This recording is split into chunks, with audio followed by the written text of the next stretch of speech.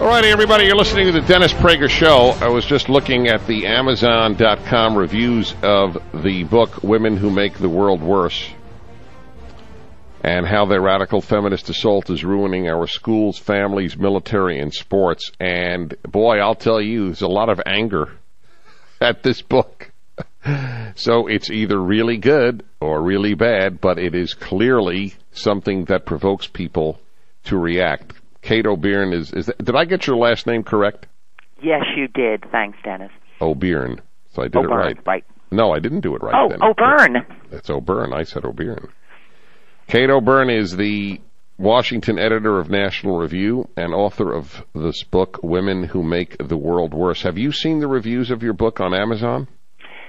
Yes, I have, and they're better now than they were a week or so ago. Yes, over 500 a week or so ago. It was the target of a spam attack from the very angry left. Since then, Amazon has sort of cleaned it up. Yeah, I had a feeling that was the case, because you don't normally get... I'm sure they didn't read it. It was just people, it's the usual that what you really want is men to slap their women around. In the quote book review section, they would proudly proclaim, "I have no intention of reading this book."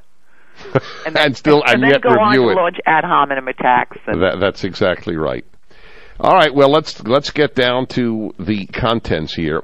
The book is Women Who Make the World Worse and How Their Radical Feminist Assault is Ruining the Schools, Families, Military, and Sports. First, let's get to the very moment that we're talking. Are things better or worse in this regard today than 20 years ago? With respect to feminism? Yeah. Worse. With this effect, it's worse. Yeah. 30 years ago, first of all, it was a big public debate some 30 years ago with the Equal Rights Amendment pending. People were aware of what feminists were up to, and as I said, it captured our attention, and the sides were joined. When you talk about feminism in 2006, people think, oh, isn't that so 1970s? That's such a spent force. Those women have gone away. The point of this book is, no, they haven't. 30 years ago, Dennis, they had a number of consensus goals, matters of simple justice. I, of course, had no problem with those. Of course, American women shouldn't face discrimination. Discrimination in pay and employment has been outlawed at the federal level since 1963, in education programs since 1972. But the other aspects, the non-consensus items, the more radical aspects of feminism, have not gone away. They're burrowed into our schools, our universities. They have an enormous effect on our culture. They fly under the false flag. We never denigrated marriage and motherhood. Yes, they do, and they continue doing so. We never supported quotas. Yes, they do. So I've learned in arguing with feminists, owing to the feminist denial syndrome, oh, we never said that. You have to name them and quote them, and that's what I do in this book. That's right. That's its value. And I've been talking, as many have, about we are now nearing a 60-40 ratio women to men in our universities, and the feminist groups are all still clamoring for more scholarships and more programs to encourage women in college. Well, Dennis, the American Association of University Women has taken to talking about the, quote, subtle bias that women face in universities. Now, one would think with women making up, on average, 56% of undergraduates, they now get the majority of bachelor and master's degrees. It's not subtle bias they're facing, it's phantom bias they're facing. But these women, I quote and name, mainstream feminists, not marginal figures, they're not by any means done. They look at science faculties, they look at who's majoring in engineering. Until everything is 50-50, women face a crippling bias. The fundamental approach they have is that there are no innate differences between men and women. So whenever they see any difference in attitudes or ambitions or aptitudes, they attribute it to discrimination because there are no innate differences. And this discrimination agenda of theirs fuels their grievance feminism, the message they're sending to our daughters and sons, and also follow the money. There's a lot of money in being an aggrieved feminist. How so? Well, one recent example, of course, was Larry Summers up at Harvard University when at an academic conference he made the perfectly unremarkable point that there are cognitive differences between men and women in science and math ability that might offer some explanation for the underrepresentation of women on the science faculty. Well, as you know, he came in for the feminist treatment. He had to issue a series of abject apologies, and Harvard has now committed $50 million into boosting diversity at Harvard and appointed a diversity czarina, as though it's plausible to believe that the senior leadership of Harvard University harbors some antipathy to women. $50 million. I know about that, and I've reported it. I just want my listeners to hear that again. $50 million is being spent by Harvard. It is not on cancer research. It is not even on early American history. It is on how is it that we have been so biased against women in chemistry and engineering. Right.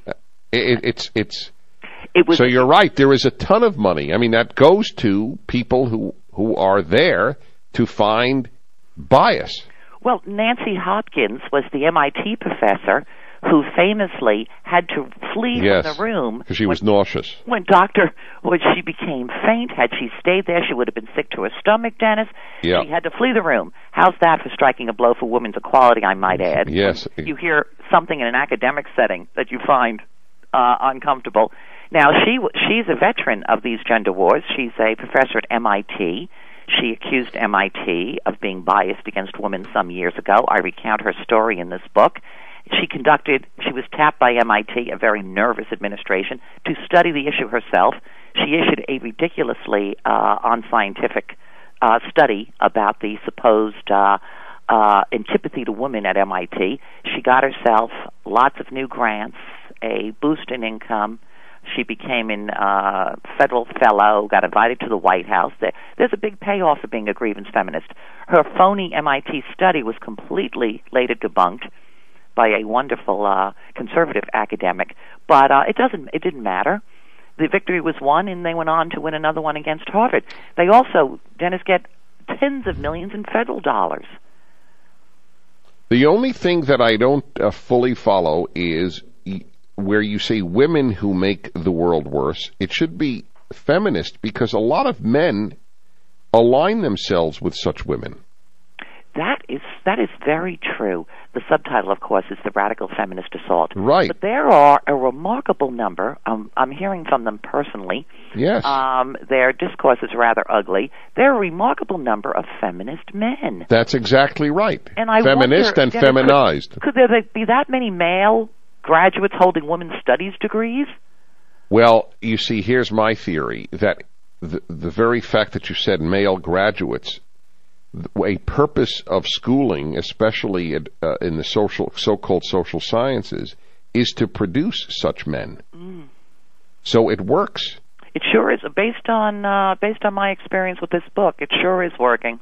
Yeah, that's why it's not even gender based anymore. It's a much more insidious problem than that, because of the male feminists out there who somehow feel, well, women will really love me if I act like I am on their side. But of course, your point is, to be on women's side doesn't mean to be a feminist. Absolutely. They don't deserve the title of being pro-women, which is what I do chapter by chapter. They're not serving American women's interests. They never enjoyed, for this part of their agenda, as I said, not the matters of simple justice, for this part of the agenda, they've never enjoyed the allegiance of a majority of American women, and yet they still profess to speak for American women.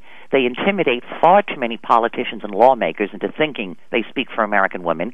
You dare not cross them. You dare not disagree. You're somehow an enemy of women. You're the kind of guy who wants to see women back in the kitchen if you dare disagree. Now, when women disagree with them, we're accused of having a false consciousness, of being a weak-minded tool of the patriarchy. There's enormous. They condescend to any woman who doesn't agree with them. And I highlight in this book the talented women who don't agree with them. In each chapter, I highlight a woman who parts ways with a feminist, who, in the area of either education or the military or the family, is debunking their phony studies and exposing their lies to let people know there actually are women taking them on.